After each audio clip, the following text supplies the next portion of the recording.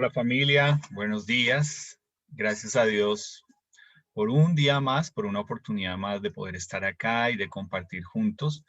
Y pues le damos gracias a Dios porque pues interesantemente esta semana han habido muchas situaciones que nos han puesto a orar como iglesia, a pedirle juntos por personas que de nuestra familia, personas que no conocemos, y pues es bonito ver la respuesta de Dios, y pues creo que esta alabanza que acabamos de cantar declara eso, ¿no? No se trata tanto de que Dios eh, haga lo que tú quieres, sino que Él te dé paz en medio de lo que estás pasando. Entonces, ojalá que esta sea una respuesta a tu oración, y ojalá que esto, a ti que eres nuestro invitado hoy, anime en entender cómo es este gran Dios que nosotros adoramos, creemos, seguimos, enseñamos acá en nuestra iglesia.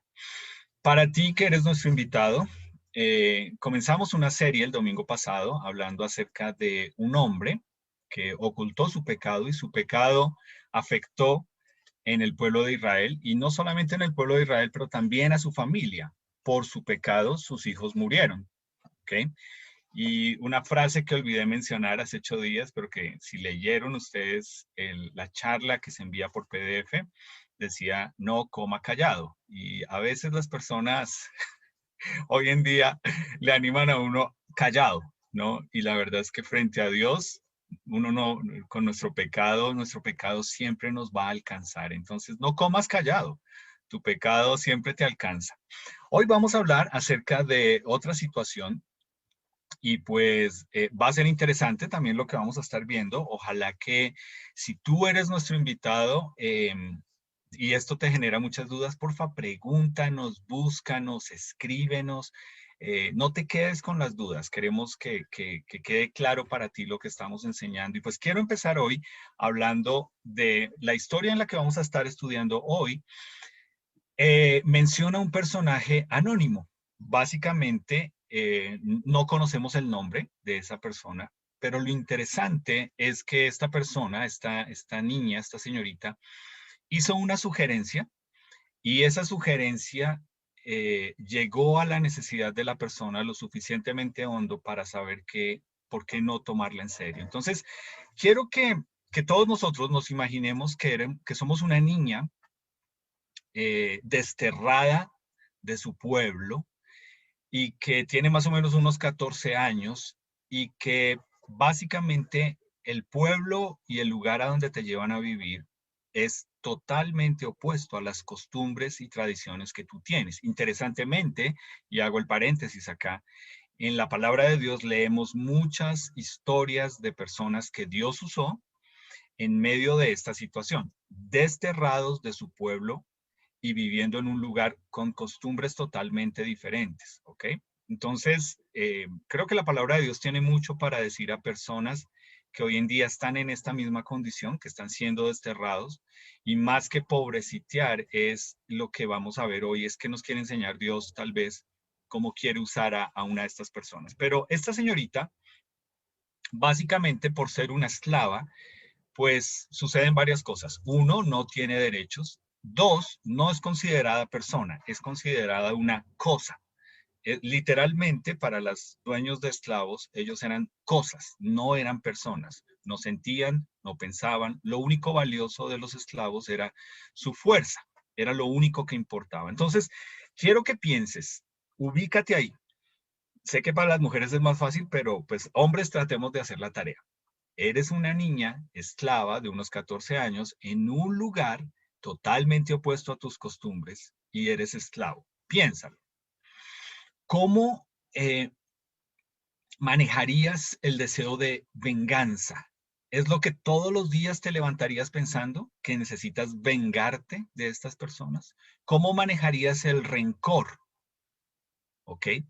Probablemente aprenderías muy rápido a saber que tienes que hacer caso, no pensar en voz alta, pero ¿qué pensamientos están pasando en tu mente? Si realmente pudieran leer lo que están pasando en tu mente por ser una esclava, ¿qué pensamientos habrían? ¿Ideas macabras, tal vez, que te imaginarías? Ahora, ahí nos estamos ubicando en ella, pero la situación es interesante porque ella sabe que su jefe o su amo está enfermo y encima de todo tiene una enfermedad terminal, o sea, esta enfermedad lo va a terminar matando. ¿Tú tal vez pensarías que se hizo justicia? ¿En silencio te alegrarías? ¿Cómo reaccionarías? Si crees en Dios, pensarías, Dios se hizo justicia, que le pase eso a ese señor. Pero si tú creyeras en Dios y fueras esa señorita, tendrías una voz dentro que te dice muy en el fondo que tú sabes que puedes ayudar a tu jefe. ¿Y qué harías frente a esa voz? ¿La callarías? ¿Te harías el loco, la loca? ¿Le dirías, no, no, no, usted no entiende la situación, Dios? Esto, yo soy aquí esclavo y él no se merece nada. ¿Qué pensarías tú de la justicia de Dios, siendo una persona esclava que simplemente no tiene derechos? Ahora, yo creo que nosotros hemos leído y visto cualquier cantidad de películas acerca de la esclavitud aquí en América, desde Estados Unidos hasta la Patagonia.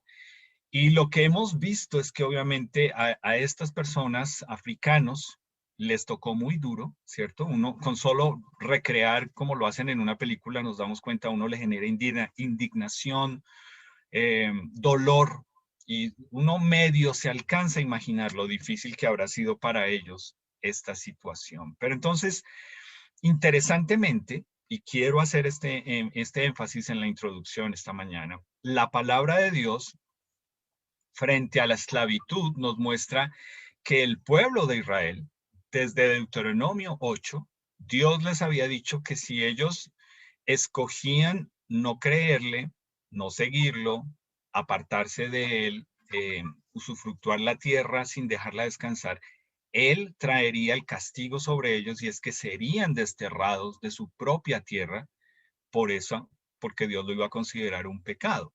Entonces, por lo menos, lo aclaro, con el pueblo de Israel entendemos que la esclavitud vino como castigo de Dios porque ellos en su orgullo como nación sacaron a Dios de todos los aspectos de su sociedad. Simplemente, pues acá nos trajeron y esto hay que sacarle el jugo, es lo que pensaron. Ahora, a mí esto me hace pensar una cuestión y es, ¿cuál es tu actitud frente a la autoridad?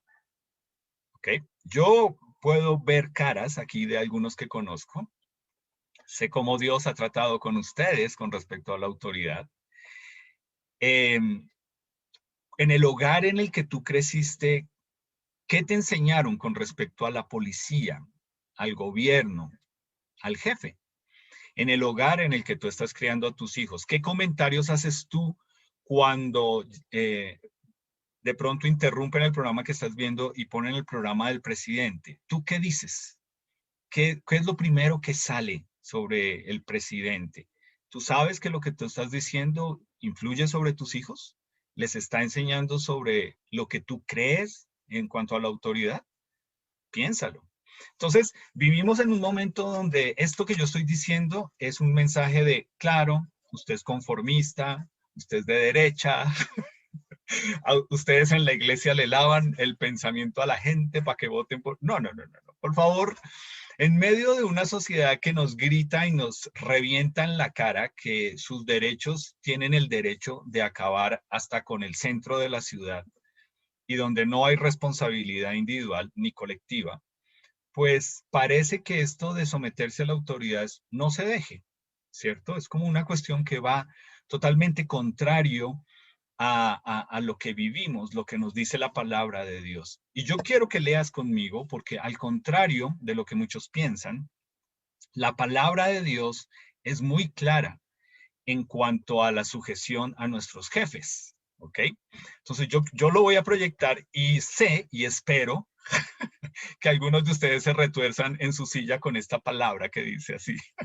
Siervos, obedezcan a sus amos terrenales, no cambié la palabra amo, con temor y temblor, con sencillez de corazón, como a Cristo. Efesios 6:5. Sería bueno que lo apuntes, sería bueno que lo recuerdes esta semana, porque acabas de cantar de la paz de Dios y pues yo sé que de pronto tu jefe es uno de los que no te produce paz de pronto.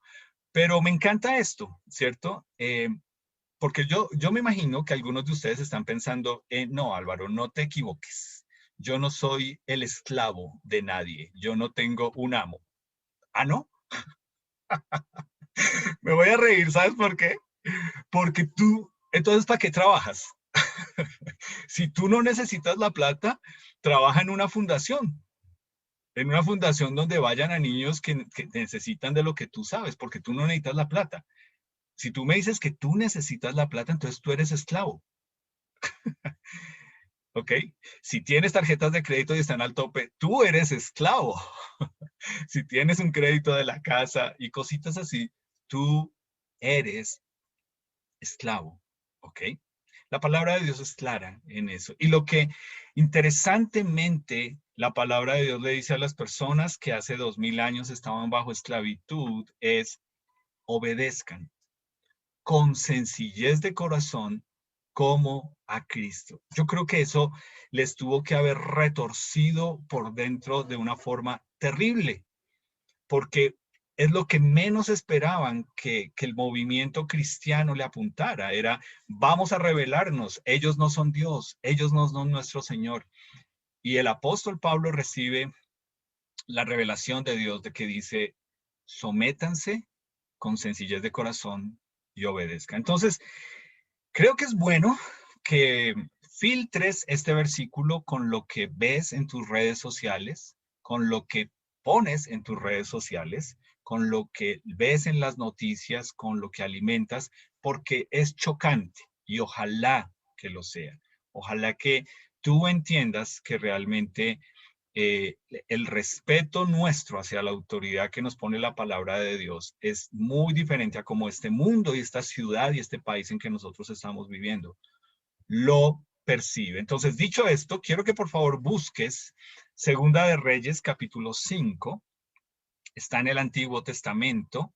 Si no tienes una Biblia a la mano o te queda difícil, apúntalo y luego entre semana lo lees. Créeme que lo voy a leer y no voy a cambiar ningún versículo. Pero quiero que leamos acá en Segunda de Reyes porque básicamente la historia que vamos a tratar hoy eh, tiene que ver con esto que hice en la introducción y es cómo realmente Dios percibe la autoridad, las personas que están bajo sujeción y etcétera. Entonces, si ya estás ahí en Segunda de Reyes, capítulo 5, el versículo 1 dice, Naamán, general del ejército del rey de Siria, era varón grande delante de su señor y lo tenía en alta estima, porque por medio de él había dado Jehová salvación a Siria. Interesante. Nos dice aquí que Dios usó a un general sirio, un perro, como dirían los judíos, para ayudarlos a ellos. Interesante. No sé si el hombre lo sabía, pero Dios lo hizo. Ahora, aquí nos dice algo interesante frente a este Naamán. Era un hombre valeroso en extremo. Genial. Pero al igual que hace 8 días, vuelve y aparece la palabra pero era leproso. Ahora, yo creo que tú sabes el dicho, ¿cierto? No hay bonito sin su pero. ¿Ok? Creo que es un dicho que nos ayuda mucho a entender que los feitos, alguna gracia tendremos por ahí. Nos toca esforzarnos más, pero algo hacemos ahí, en vestirnos, en peinarnos, en oler rico por lo menos. Pero eh, el problema de hoy en día con la superficialidad es que mmm, lo vemos por todas partes y nos hace creer que las personas bonitas son las personas exitosas, son las personas que tienen conquistado el mundo y que la persona tiene que ser bonito físicamente para realmente ser impactante. Eso pone unos niveles de presión muy grandes sobre nosotros, sobre nuestros hijos y aún en situaciones donde uno piensa, pero ¿qué tiene que ver que sea bonita o bonito con el cargo o lo que va a desempeñar? En fin, el problema o la situación aquí con Naamán es que están describiendo una enfermedad que dentro del contexto de la palabra de Dios, la lepra era una enfermedad que, vamos a decirlo, sería como hoy en día tener SIDA.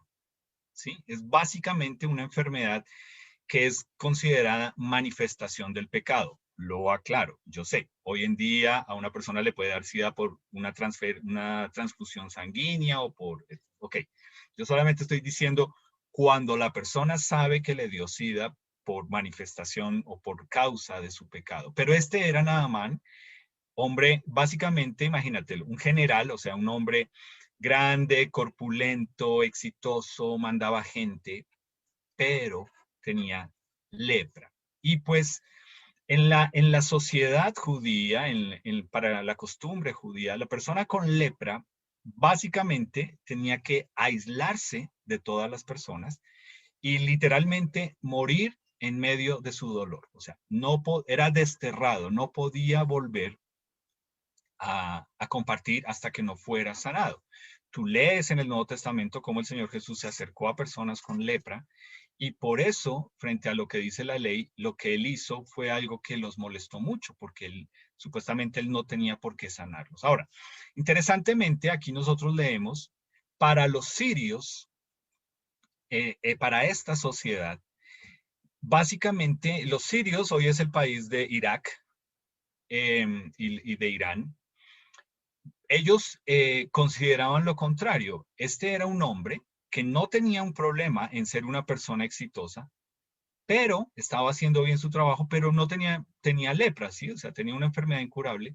Y yo creo que esto nos ayuda mucho a nosotros a entender que si lo pensáramos mejor, no nos dejaríamos nublar por las apariencias de este mundo, donde nosotros creemos que la persona que está allá al frente es una persona perfecta. Tú no sabes con lo que está luchando esa persona. Tú no tienes ni idea. Tú a veces piensas y solamente ves a la persona. Tú no sabes cuánto le costó estar ahí. Tú no sabes qué problemas tiene en la casa. Tú no sabes cómo es su vida.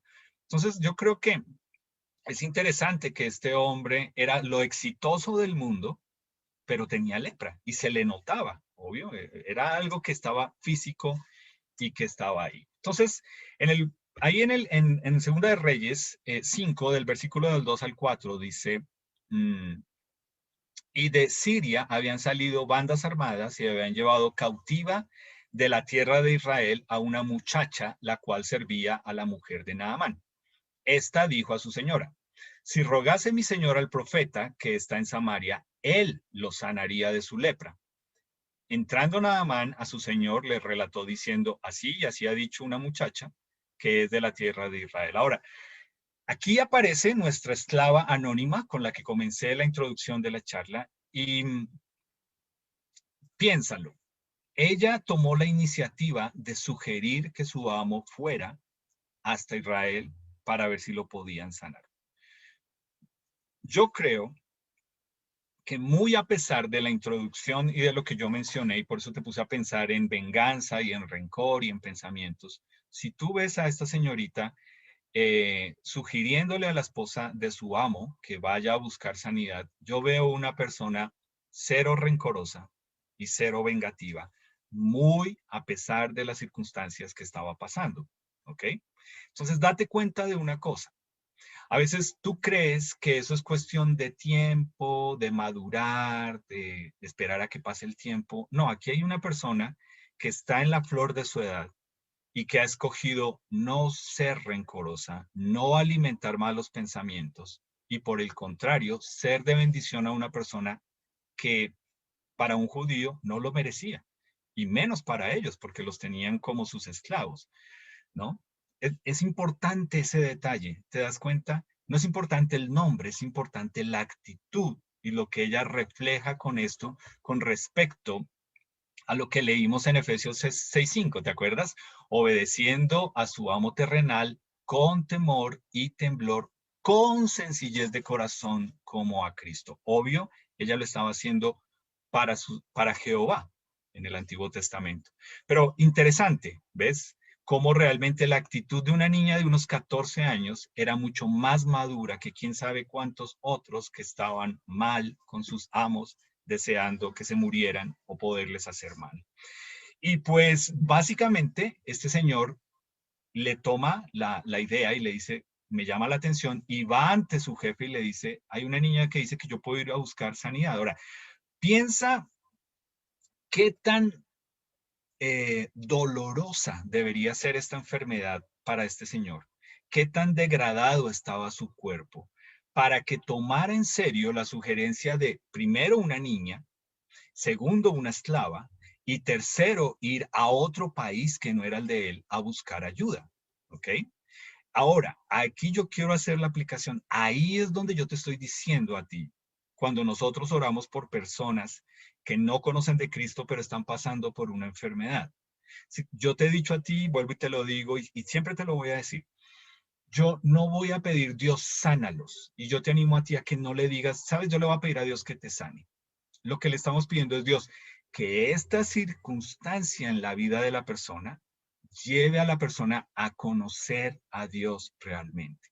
Ese es el punto, no tanto la sanidad, porque vamos a ver más adelante, hay otra clase de sanidad que es la que todos necesitamos. En el versículo 5 nos dice que el rey le dijo, anda, ve y yo enviaré cartas al rey de Israel. Salió pues él, o sea, Naamán, llevando consigo 10 talentos de plata, 6,000 piezas de oro y 10 mudas de vestidos. Es decir, aquí en el versículo 5 nosotros vemos cómo funciona este mundo. Si tú trabajas, no sé en qué trabajes, pero tú sabes que en el mundo en que nosotros vivimos, eh, funciona esto de adular a la otra persona, ¿cierto? De cuando yo necesito un favor de alguien, entonces yo debo mostrarme adulador, llevarle un detallito, poner la mejor cara, cambiar el tono de mi voz, ser amable, porque necesito un favor de esa otra persona. Es como este mundo funciona. Y pues yo creo, y ojalá que si tú eres nuestro invitado, esto te llame la atención porque tú necesitas escuchar esto. Yo creo que es lo mismo que pasa cuando las personas creen que están buscando de Dios, pero para un favor, ¿cierto? Un favor que necesito que Dios me haga. Entonces, tú lo que haces es que lo ves en la religión, ¿cierto? Cuando las personas necesitan un favor de Dios, pagan por un rezo, dan limosna para sentirse un poquito mejor persona, van a una iglesia carismática donde hay un pastor que le dice, siembre con Dios. Ojalá que nunca vayamos a sembrar con Dios, pero siembre, hermano, que si usted siembra 100,000, Dios le va a devolver 1,000,000. No sé de dónde sacan eso. Me encantaría que me contaran el versículo, porque pues no tengo ese versículo a la mano donde dice que yo debo hacer eso. Pero, y también ahorita a final de mes o durante todo este mes, hay personas que piensan que si no comen carne, Dios los va a escuchar. ¿Sí? Gracias a Dios es que estoy almorzando todos los días en mi casa, porque si no, imagínate, yo que no me gusta el pescado, ay, ay, ay, qué problema. Pero así es como la gente piensa que si uno se gana a Dios, ¿cierto? Es yo voy a Dios y yo compro a Dios, yo negocio el favor que yo necesito de Dios. Y este es nada más pensando, ok, yo voy a ir y pues voy a llevar unos regalitos, unas cositas sencillitas, solamente porque estoy muy agradecido de que me quieran escuchar y que voy a llevar un regalo. Entonces el hombre se va y lo que nos dice acá es que, versículo 6, tomó también cartas para el rey de Israel que decían así, cuando lleguen a ti estas cartas, sabe por ellas que yo envío a ti mi siervo Naamán para que lo sanes de su lepra. Luego que el rey de Israel leyó las cartas, rasgó sus vestidos y dijo, ¿soy yo Dios que mate y de vida para que éste envíe a mí a que sane un hombre de su lepra? Considerad ahora y ved cómo busca ocasión contra mí. Ok, debemos recordar que estos libros de reyes todo el tiempo nos relatan cómo estos reyes, básicamente, una de sus inseguridades era quién les iba a armar problema de otra nación. Y pues aquí está este rey de Israel diciendo, claro, ahora me lo manda y yo lo tengo que sanar y si no lo sano me va a armar el problema. ¿Ok? Entonces, interesante cómo el mundo piensa, ¿cierto? Interesante cómo las personas toman las cosas. Y ahora mira lo que hace Dios y le dice en el versículo 8, cuando Eliseo, el varón de Dios, oyó que el rey de Israel había rasgado sus vestidos, envió a decir al rey, ¿por qué has rasgado tus vestidos? Venga ahora a mí y sabrá que hay profeta en Israel. ¿Qué hace Dios? Dios le muestra al profeta Eliseo, que fue el que recibió, digámoslo así, aprendió de otro profeta que se llamaba Elías. Pero aquí está Eliseo, y Dios le muestra y le dice, va a venir este hombre que tiene lepra, y quiero que, que trates con él. Y pues a mí me llama la atención algo acá con respecto a esto, y es que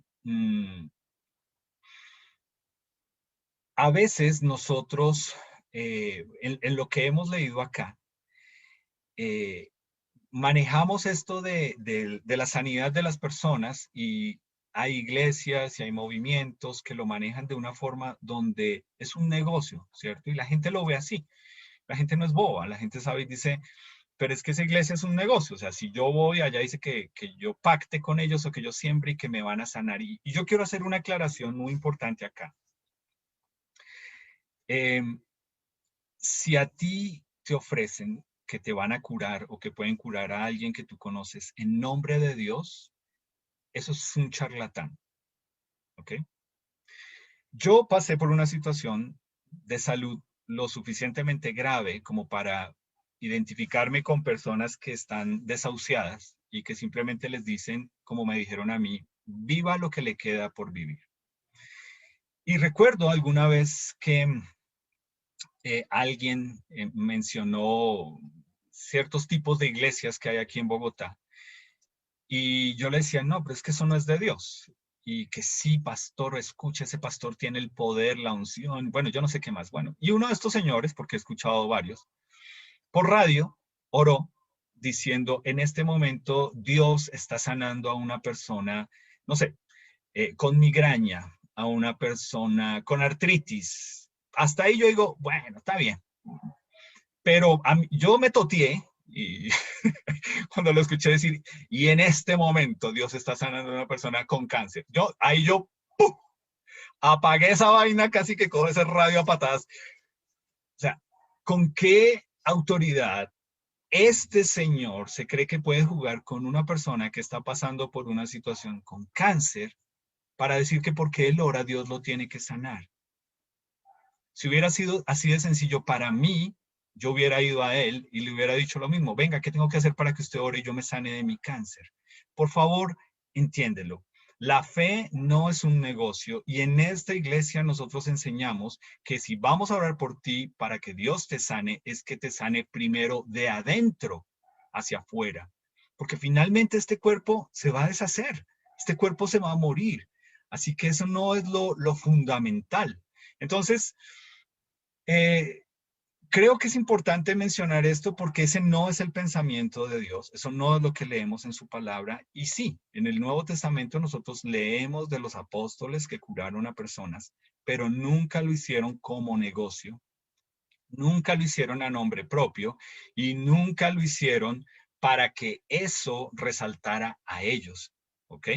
Entonces, creo que es muy diferente cuando lo que estamos leyendo aquí, la persona cree, yo voy a ir a tal persona que me tiene que sanar. Y aquí Eliseo lo que le dice al rey es, ¿sabes? Mándalo que esa persona tiene que descubrir que si Dios va a hacer un milagro, es para que él descubra quién es Dios. Entonces, Dios le comunica al profeta acerca de lo que estaba sucediendo, y lo interesante es esto. El profeta era, en todo lo que nosotros leemos del Antiguo Testamento, la mayoría de profetas, por no decir todos, fueron perseguidos por las autoridades de su época, por los reyes.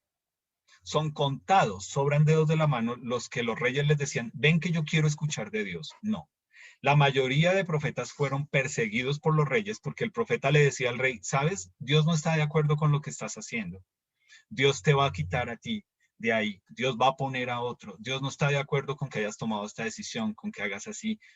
Y no les gustaba, porque la intención era lo que hace el orgullo en el hombre, ¿cierto? Es yo soy el rey, yo mando. Pero aquí, mira, ¿quién está por encima del rey? Si tú piensas que es Eliseo, no es él, es Dios. Porque le manda a decir con Eliseo que venga para acá este señor, que le vamos para que usted no sienta que es un problema para usted. Y yo quiero que leas conmigo algo que dice el Señor Jesús con respecto a la autoridad. Ninguna autoridad tendrías, le dijo él a Pilato, contra mí, si no te fuese dada de arriba. Entonces, yo quiero aclarar algo aquí muy importante. Ayer estábamos teniendo con una persona una charla, discusión con respecto a, piénsalo de esta forma, tú tienes que pedir un permiso en tu trabajo y tú piensas, mi jefe no me va a dar permiso. Yo conozco las políticas de la empresa, yo conozco a mi jefe. Ok, pues toma lo que está diciendo el Señor Jesús aquí, porque lo que el Señor Jesús nos está diciendo es, toda persona que está puesta en autoridad le rinde cuentas a Él, lo sepa o no, lo quiera o no. Y pues obvio, el Señor Jesús está hablando en un contexto de reyes, está hablando en un contexto donde Él mismo sufrió un juicio que lo llevó a la cruz. Pero yo quiero que tomes el principio acá. Cuando tú pones a una persona por encima de lo que tú le crees a Jesús, entonces tú piensas que esa persona está por encima de Jesús. Y Jesús te está diciendo hoy, no, tú lo que tienes que pedirle a tu jefe o a con quien vayas a hablar es pedirle al Espíritu Santo que te dé la gracia frente a esa persona, para que esa persona pueda escucharte y pueda considerar tu caso. Pero es básicamente lo que está haciendo aquí Eliseo. Lo que le está diciendo es, ¿sabes, rey?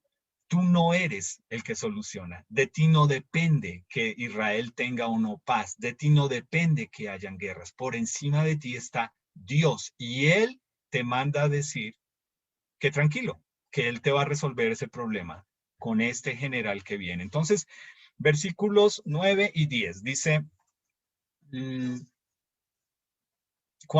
perdón, ¿dónde está?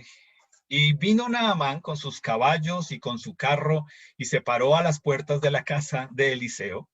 Entonces Eliseo le envió un mensajero diciendo, ve y lávate 7 veces en el Jordán y tu carne se te restaurará y serás limpio. Ahora, si tú fueras Naamán, ¿tú qué pensarías? Mira la descripción que se da. El tipo viene con sus caballos, en su carruaje, con su, ¿no? Con toda su protocolo. Y el profeta ni siquiera salió a la puerta a decirle, a asegurarse de que era él, sino que mandó a un mensajero, a un ayudante de él, a decirle, vaya y bañese en un río. ¿Ok?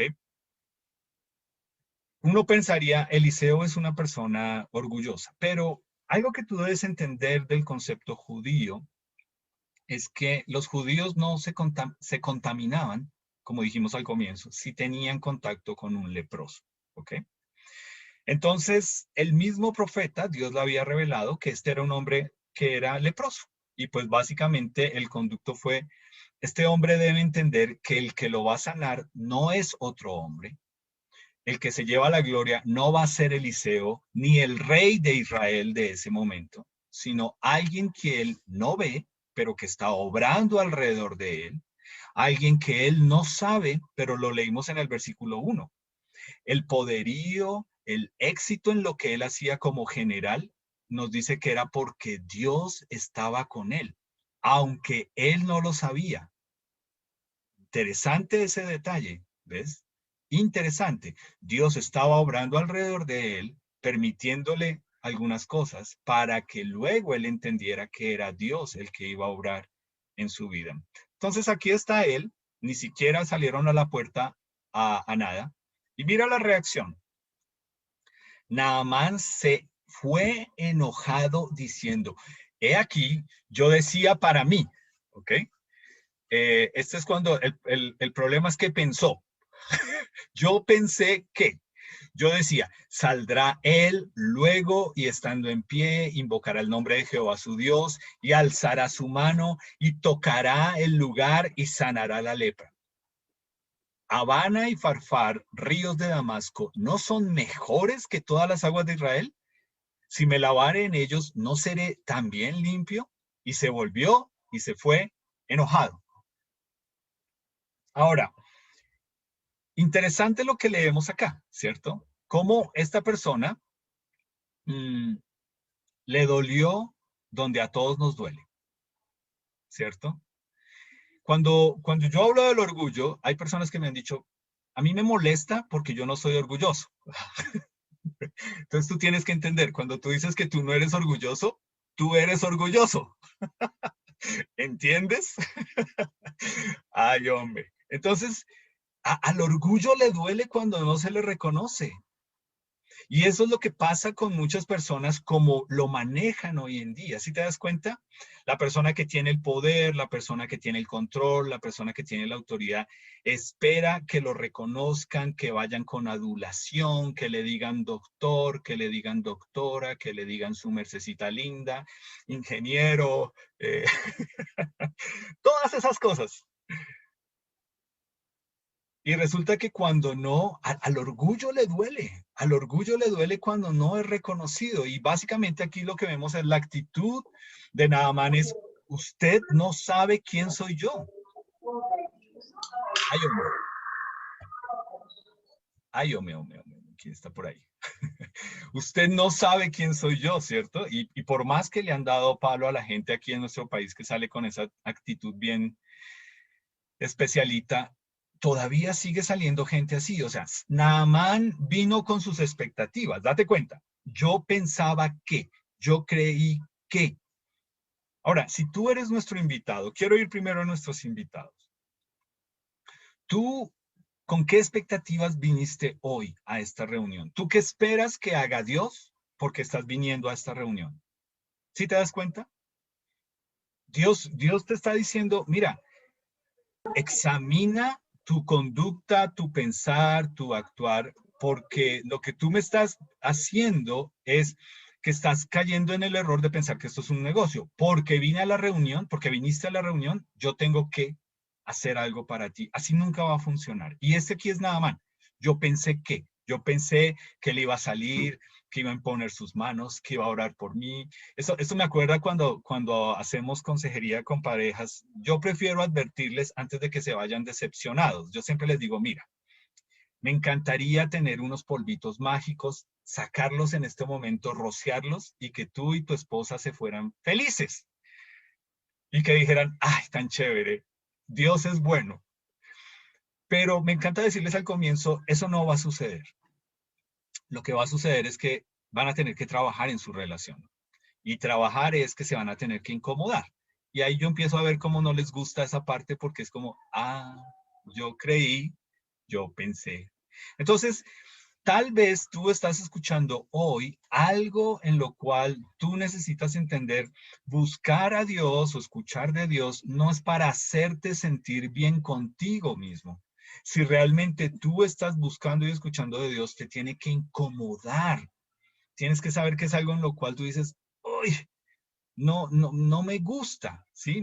A mi carne no le gusta lo que escucha, no que nosotros te digamos que Dios está encantado contigo porque estás aquí y por eso Él va a hacer algo para ti. Entonces, aquí Naamán está sacando su ego, su orgullo y lo que dice es, mira, yo soy un hombre reconocido, yo soy poderoso, yo en mi país, ¿cierto? Tengo esto, tengo aquello, lo otro, pero cuando viene en busca de Dios, esos títulos no sirven para nada, ¿ok? Entonces, yo te quiero animar, si tú quieres conocer a Dios, tú tienes que entender que no hay absolutamente nada en ti que le agrade a Dios. No hay nada. Entonces, pues yo lo tengo que decir con mucho cariño, pero a veces las mamás piensan, pero yo he sido buena mamá. Ok, y por eso Dios tiene que hacer qué, ok. Porque es lo que muchas veces el orgullo de mamá sale, ¿cierto? Es yo he sido una muy buena mamá o un buen papá o nosotros. No, es que no hay nada en ti que agrade a Dios. Si tú has sido una buena mamá, dale gracias a Dios que te dio un poquito de entendimiento para saber cómo criar esos hijos. Y si fuiste una buena mamá, espero que te hayas sujetado como una buena esposa a tu esposo, si lo tuviste. Eso es parte de enseñarle a los hijos lo buena mamá que se es. Pero el punto acá es que este señor hace alarde de, mira, de su país, ¿no? Y cuando yo quiero ponerlo al contrario, ojalá tú tengas la oportunidad de salir de Colombia, así sea Ecuador, cruzar la frontera sur, ya puedes decir, estuviste en otro país, así sea en Ecuador, para que tú te des cuenta cómo te sale ese orgullo de colombiano hartísimo y horrible en situaciones que no deben ser. ¿no? es que allá son mejores las arepas o allá al tamal de Colombia. No, mira, cuando tú empiezas a ir a otros lados te das cuenta que realmente necesitas una actitud de aprender, de conocer, de decir, bueno, y aquí cómo le llaman a esto, allá le decimos así, pero esa actitud de comparar es harta, esa actitud lo único que muestra es el orgullo, y cuando tú sacas pecho de eso, pues sentirte superior a otros, ¿cuál es la idea? ¿Cuál es la idea de decir, no, las arepas saben mejor en Colombia? Y estás en otro país, pues si no te la gusta, no te la comas. Pero entiende eso, o sea, sacar orgullo por algo que tú tienes en otro lado no va a ayudar mucho. Entonces, ¿cómo le duele al orgullo cuando no es reconocido? ¿Cómo le duele a nuestro orgullo cuando nos dicen, mira, mira, ¿sabes qué? Básicamente aquí a Naaman Dios le está diciendo, mira, allá podrás hacer y quitar y poner, pero aquí eres una persona leprosa, que lo único que se merece es estar apartado de todos. Tú aquí no eres esa persona importante que eres en tu país. Entonces lee conmigo el versículo 13. Estaba bravísimo, estaba lleno de orgullo y le dice, versículo 13, más sus criados se le acercaron y le hablaron diciendo, Padre mío, si el profeta te mandara alguna gran cosa, ¿no la harías? ¿Cuánto más diciéndote, lávate y serás limpio? Interesante, ¿no? Mira con Naamán, no sé contigo, pero mira con Naamán, ¿qué hace Dios? Dios a este hombre exitoso, poderoso, que tenía el poder sobre otros, que mandaba, que hacía, que deshacía. ¿Sabes Dios con quién le habló? Puso una esclava anónima en su casa a darle la sugerencia de ir a otro país. Puso un ayudante de profeta a decirle, el profeta manda a decir que vaya y se bañe en tal lado. Y pone a unos criados de él a decirle, venga, no le están pidiendo que haga nada raro, solo le están diciendo, báñese. ¿Cuál es el problema? Eso se llama sencillez de corazón. Cuando tú tienes la capacidad de escuchar a personas y no estás mirando, pero este quién es, pero eso de quién viene, pero usted qué título tiene, pero usted dónde vive, pero usted con quién se codea, pero usted, ¿ves? La sencillez de corazón es que Dios puede hablar a ti a través de personas que no necesariamente tienen que ser los más pilos, ni los más influyentes, ni los más demás. Piénsalo en esta semana, cómo Dios está hablando a tu vida. ¿Ok? Eso requiere sencillez de corazón, que tú seas una persona que dice, ok, Dios, tú me estás poniendo a mí a que alguien que no esperaba me dijera una frase y yo quedo pensando, vaya, qué frase la que me dijo esa persona. Entonces, la religión le dice a la gente que tiene que pagar o que tiene que hacer un sacrificio para demostrar que sí es digno de que le hagan el favor. Pero si Dios hace eso, si ese fuera Dios, entonces Dios sería el genio de la botella. Las cosas a la manera de Dios requieren que pongamos a un lado el orgullo. Entonces, si tú estás conociendo de Dios apenas en estas transmisiones, yo te quiero animar. Lo que estamos haciendo es enseñándote que el orgullo no te acerca a Dios, no te va a permitir conocerlo, entenderlo.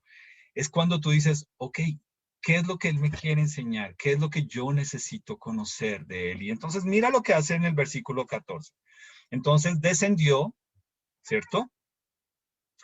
Y se zambulló 7 veces en el Jordán, conforme a la palabra del varón de Dios.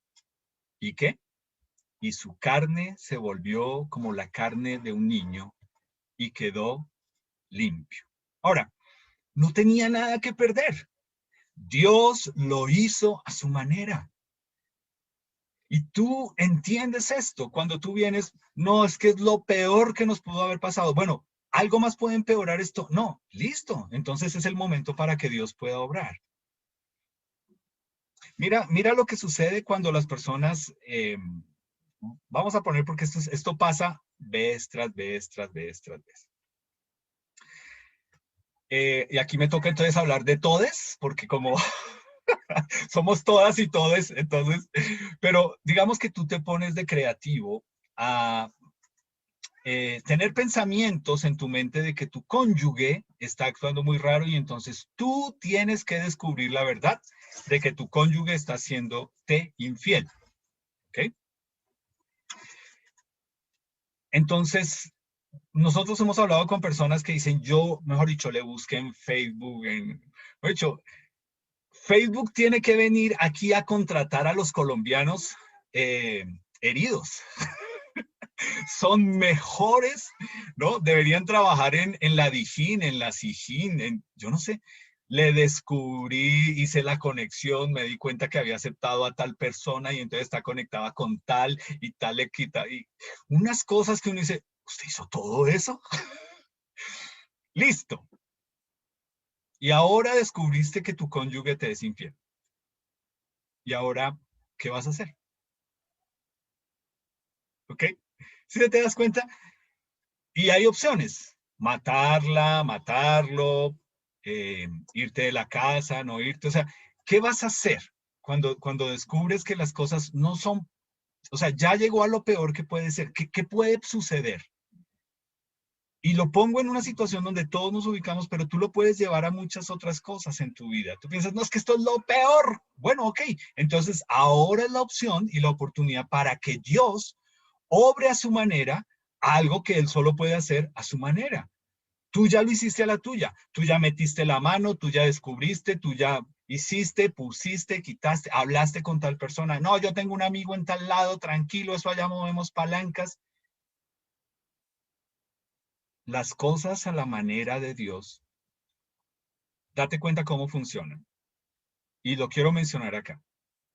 Este señor fue y se metió a un río 7 veces.